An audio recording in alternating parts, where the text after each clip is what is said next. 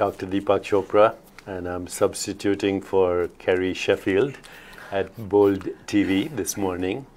My very special guest is David Birnbaum, who is a philosopher, metaphysician, although by day he's a businessman. But for the last 30 years, he's been exploring what he calls potentialism theory. David has kindly agreed for me to interview him. Thanks for coming this morning. I'm honored. Thank Kerry for Sure. allowing me to host you and You're very interview kind. you. Tell us about potentialism theory. Okay, so growing up, it was clear to me that there were major gaps in any metaphysics you looked at, or any philosophy you looked at. What are the origins of the cosmos? What drives the cosmos? Where are we headed? Is there a designer? Is there an end goal? And no matter where you looked, you really could not get an answer. Whether in Forest Hills, where I grew up, or in Cambridge, Mass, when I attended Harvard, you couldn't get a straight answer from anybody. Although Plato did talk about He's a potential, he's a fine young man, and he tried, but he didn't quite get a complete metaphysics together. Okay. So just let's get to it. What is the fundamental activity of the universe, and where is it happening? So, I'm answering your question. In order to crack the cosmic code, so to speak, you have to discern, in my opinion, an eternal dynamic. If you can't discern an eternal dynamic, you can't play in that sandbox. Correct. Okay. But the very word eternal dynamic means whatever that dynamic is, it couldn't be in space and time, because anything in space and time is time-bound. Okay, so you're 100% correct, but I'm going to try to keep it really simple. Okay. Okay, so basically you have a rough idea what I mean by eternal. Yes. Okay, so after a number of years, I vectored onto a dynamic, infinite potential. Perfect. And by definition, one can assert that infinite potential is eternal. Correct. And it's probably the only dynamic that you can make that assertion for, potential / possibility. Correct. Okay. No, but I have an issue here. Okay. If infinite potential is eternal and is a dynamic eternally, it cannot be in space and time. So It is inconceivable, because infinity by definition has to be formless. If it has a form, then it's not infinite, right? the whole discussion of space and time is a whole complex universe. Yes. It's a whole 100-year discussion. Okay. So I'm really trying to keep it bare bones as possible. Okay, let's go for it. I know you're the master. Sorry for interrupting. No, no. Okay. So one can say that it's self-evident that potential is eternal. Correct. Okay. So then the question is, how do we get from that point to this point? Right. Okay. To this conversation. To this conversation at this point in time. What gives potential traction, and what gives it smarts? And it turns out that in 2006, a book came out by Seth Lloyd of MIT called Programming the Universe. I read it. He makes the case, and this is about 2 decades after my first book came out, that the universe, via quantum mechanics, programs itself. Okay, this happens to dovetail precisely into my metaphysics, my book 1, 1988, my book 2, 2005, and my later book, 2017. Which Books was 1, 2, and called? 3. Summa Metaphysica 1, 2, and 3. What are they called? Summa Metaphysica. Summa Metaphysica. The sum of all metaphysics. Yeah. Very modest title. Yeah. Okay. I'll get them today and read them. And you guys should too. Okay. And the basic concept is that potential tries to optimize. It iterates and optimizes. It does this on a cosmic level, and on a human level, and probably on a subatomic level. You try to optimize any given day, and the universe tries to optimize any given day. with maximum efficiency, Yes. with least expenditure of energy, energy, right. do less, accomplish more, Right. ultimately do nothing and accomplish everything. All of the above. Right. And the universe is like the grand master. Correct. And that's the theory in a nutshell.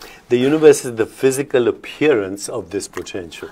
Physical or manifestation. Yeah, and Okay. that includes All of us. that which we call our body-mind, right? Correct, correct. And so it's a profound concept. Most humans on the planet believe there's a higher force, but they're not sure what it is. They call it God, infinite potential, all possibilities, Right. Ein Sof. And right, Ain't Sof, correct. Ein Sof. Right. So this posits that whether you invest this with holiness, holy quest for potential, or secular, Yeah, well, holiness implies wholeness, so it's a good word, I think. fair enough. But whether you have a religious point of view, holy quest for potential, or from a secular viewpoint, it does the deal. And it's bulletproof. And it's the only metaphysics which is bulletproof. I agree. I've held on to that view all my life, but then no system of thought, whether it's religion, philosophy, theology, science, mythology, no system of thought can access this infinite potential. You have to transcend thought in order to do that. Well, it's a big concept. It's an infinite concept. And, If it's infinite, it can't be a concept. you know what I'm saying? It's real. Yeah, it's infinite concept and dynamic. It's the only thing that's real. And right? dynamic. Yeah. It's hard to get your arms around it. But the good news is we're part of it. We are part of this Dynamic. inconceivable, Right. infinite potential. Right. And it's our ground state. And once you can actually open your mind to get into that thought, you're there. Yes, Your life is never the same again. I agree. Right. It's like a child that's born, cannot return to the womb. Right. Now, it's not necessarily that easy to jump into that thinking. But if you can make the leap, that we're all part of it. It's the jump into the abyss of not knowing. Right. The abyss of infinitude. Yeah, but not knowing, because everything we know is finite. Fair enough. Fair enough. Right. So ask me a question. No, I think you've got it. You know, what David Birnbaum is saying in his unique metaphysical way is that our ground state is a dynamic state of infinite potential. It's the immeasurable potential of all that was, all that is, and all that will be. Now, various people have called this by names, God, for example. But if you can imagine God, it can't be God, because anything you can imagine is in the realm of the finite. This infinite potential is beyond all the secret passages and the dark alleys and the ghost-filled attics of your conditioned mind. It is your ground state, but it's also the ground state of the whole universe. Entire universe. And in order to get there, you have to literally jump into Take the leap, right. abyss. Right. And that's what faith is. Faith is the knowingness of the invisible, without which there is no visible. Faith is not the same as belief. Belief is a cover-up for insecurity. It's an idea. But faith is the certainty of knowing the invisible within you, without which there would be nothing that's visible. Mind, brain, body, or universe. Did I summarize You're this? pretty great. We're brought up to believe that we're just human. Yeah. But the truth is we're not just human. We're pretty infinite. We are the divine Right. in a human form. Body, right, Yeah. right. I like to say we are God in drag. But Fair enough, you know. yeah, fair enough. So I think now, what would you say? What drives our universe? Is it intention?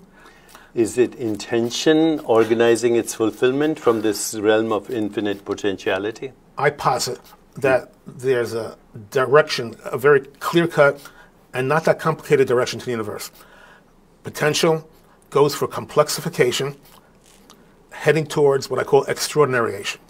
I believe that totally. And I call complexification C+, for short, and extraordinariation E+. So quest for potential heads to complexification, heading towards E+, as do we on an individual level, and probably on a subatomic level as well. So there is a design to the universe, there is a direction to the universe, and anyone who tells you it's random, chaotic, They got it wrong. And it's in the direction of increasing complexity, Right. therefore increasing creativity. And wondrousness. And wondrousness, and it's a never-ending horizon. Correct. Because as soon as you get to the horizon, there's another horizon, That's correct. right? Right. So our evolution as a species Right. is the recycling of what has already manifested, but then also the evolution of what is yet to manifest. Okay, now to throw in another punchline Yes. to shock the innocent. So the concept of evolution preceded Darwin. Correct. Okay, so what Darwin brought to the table was natural selection and random mutation, pegging off each other to head to more evolved species. And I humbly submit that he's wrong. I humbly agree. Right. What's happening in the picture, actually, to the best as I can call it, is that infinite potential is tweaking our genomes to get us towards complexification, Yes. head us towards extraordinariation. Yeah, I agree. The genome is just the symbolic representation. Okay, but it's a data. Yeah, but it's a human concept. Fair enough. A human construct. It's a mapping of the progressive evolution of the universe guided by consciousness or infinite being or the inconceivable entity that we call infinite potential. Right. Divine. Right. Well, since we're getting along so well, we should do a book together. Yeah. Okay, so I totally agree. Why is this important to know? Why is this important to know? Because having confused ourselves and with our provisional identities. So David Birnbaum is a provisional changing identity. Once he was an embryo, but he doesn't look like an embryo anymore. Deepak Chopra is a changing, evolving, provisional identity. Behind these provisional identities is our real identity, infinite potential, infinite creativity, infinite evolution, infinite organizing power of intention. Is that the dynamic then? Basically. And once we get this dynamic, then there's no birth, there's no death, because those are human constructs based on a false identity of body-mind, whereas the body-mind itself is a process in this infinite potential. You like to take it to that level. Yes. I know. So I humbly, I'm not ready. I'm not taking it that far. You could be right. Why not go all the way? It could be, because language is, you've studied it carefully. Yeah, we created language. Right. It's a symbolic Right, form of expression of what is going on inside Right. our consciousness, right? But language has limitations. Right. It's all true. We are unbounded potential. We're tapped into the cosmic order. We are integral to the cosmic order. And somehow we're autonomous yet integral.